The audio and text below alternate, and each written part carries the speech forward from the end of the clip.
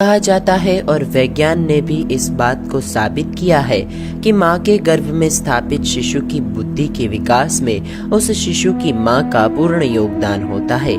माँ के जैसे विचार होंगे, शिशु का विकास भी उस स्तर में होगा। पुराणों में लिखी कथा के अनुसार महादैत्य हिरण्यकशिपु, जो कि हिरण्यकश्यप के नाम से भी जाना जाता था, उसकी पत्नी कयाधु जब गर्भ अवस्था में थी तब हिरण्यकशिपु घोर तप कर रहा था, जिसके डर से देवराज इंद्र को चिंता होने लगी। इसीलिए वे कयाधु को मारने के लिए उसे बंधक बनाकर इंद्रलोक ले जा रहे थे। तभी देवर्षि नारद ने इंद्र को देख लिया और नारद ने कहा कि हे देवराज इंद्र, आप यह क्या करने जा रहे हैं? आपको पता है कि कयाधु अभी गर्भावस्था में है और उनके गर्भ में एक महान विष्णु भक्त है। क्या आप उसकी हत्या करेंगे? नारद जी के ऐसे वचन सुनकर इंद्र और ज्यादा डर गए और उन्होंने नारद जी से कहा, क्षमा करें मुनिवर, मुझसे भूल हो गई।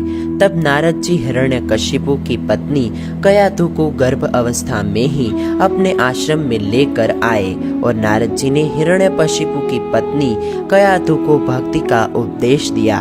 कयाधु नारद जी के पास तब तक रही जब तक हिरण्यकशिपु ने तपस्या खत्म नहीं कर ली।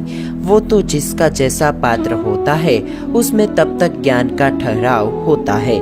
जैसे आग में लोहा जब तक रहता है तब तक वह गर्म रहता है और जैसे ही निकाल लो तो लोहे की गर्मी कम होने लगती है और कुछ देर बाद लोहा ठंडा हो जाता है।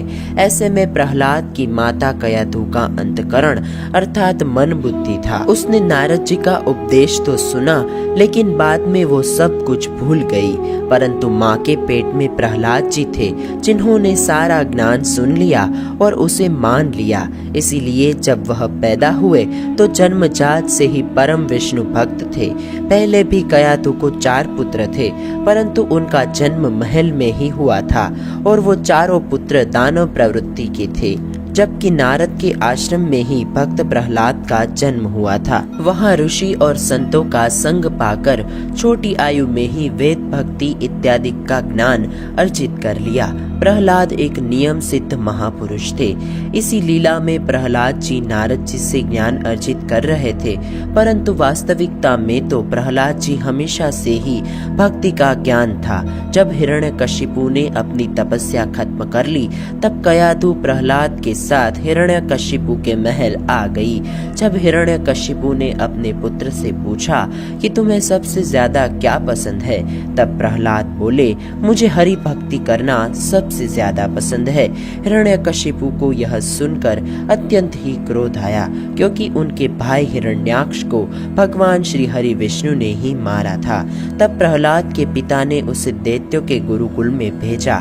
प्रहलाद को बहुत समझाया गया कि वह हरि भक्ति का त्याग करे, लेकिन वे अपने संकल्प पर अड़िग रहे। हिरण्यकशिपु ने अपने गुरु के पुत्रों को बुलाया। शुक्राचार्य के 2 पुत्र थे, क्षंद और अमर्ग। हिरण्यकशिपु ने इन दोनों गुरु पुत्रों से कहा कि तुम प्रहलाद को ले जाओ और उसे समझाओ, साम दाम दंड भेद कुछ भी करके इसे हरि भक्ति से विमुख करो। प्रहलाद पढ़ने गए, लेकिन उनको पढ़ना क्या था, वो तो गर्भ से ही महासिद्ध पुरुष थे। लेकिन फिर भी गुरुकुल में गुरुजी ने जो पढ़ाते थे उसे वह पढ़ लेते थे। लेकिन प्रहलाद तो जन्म से ही श्री कृष्ण भक्ति में लग गए थे, इसीलिए वो जगत को कुछ समझते नहीं थे। संसार भी एक तत्व है, ये समझते ही नहीं थे। माँ, भाई, बहन, पिता, पत्नी, धन और ऐश्वर्य, ये सब उनके सामने शून्य लगता था। प्रहलाद सदा ही श्री हरि के प्रेम में निरंतर डूबे रहते थे। अनेक प्रकार से हिरण्यकशिपु प्रहलाद को भगवान विष्णु की भक्ति करने से रोकता है, परंतु वो नहीं माने। एक बार हिरण्यकशिपु अपनी बहन होलिका को भी बुला लेते हैं और उसे साथ प्रहलाद को जलाने की कोशिश करते हैं, लेकिन उल्टा जिस पर नहीं जलने का वरदान था वो ही जलकर राख हो जाती है। तब से लेकर आज तक होलिका का पर्व मनाया जाता है। अंत में हिरण्यकशिपु कोपित होकर कहता है कि मैं त्रिलोक का नाथ हूँ, कोई अन्य ईश्वर है तो वो कहाँ है? भक्त प्रहलाद ने उत्तर दिया कि कि ईश्वर तो सर्वव्यापी है, वो सर्वत्र विराजमान है। हिरण्यकशिपु गरज उठा, उसने कहा, क्या तेरा विष्णु इस महल के स्तंभ में भी है? तब भक्त प्रहलाद ने कहा कि हाँ पिताजी, इस स्तंभ में भी भगवान विष्णु का वास है। यह सुनकर हिरण्यकशिपु ने क्रोधवश होकर स्तंभ को तोड़ दिया। तब उसके भीतर से भगवान नरसिंह रूप में प्रकट हुए और हिरण्यकशिपु को अपने नाखूनों से चीरकर उसका वध कर दिया और अपने एकांतिक भक्त प्रहलाद के मुख से निकले शब्दों का भगवान ने मान रखा। फिर सभी देवता और प्रहलाद जी ने भगवान श्री नरसिंह की स्तुति की और भगवान नरसिंह को प्रसन्न किया। फिर प्रहलाद ने अपने पिता का अंतिम संस्कार किया और भगवान की आज्ञा के अनुसार अपने राज्य को संभाला। भक्त प्रहलाद निष्काम भक्तों की श्रेणी में आते हैं। तो दोस्तों, आज का ये वीडियो आपको कैसा लगा? वीडियो पसंद आया हो तो लाइक करें और चैनल को सब्सक्राइब करें। मैं हूँ आपका दोस्त कालिना इशित। फिर मिलेंगे नए वीडियो में नए टॉपिक के साथ। तब तक के लिए दे आज्ञा। नमस्कार।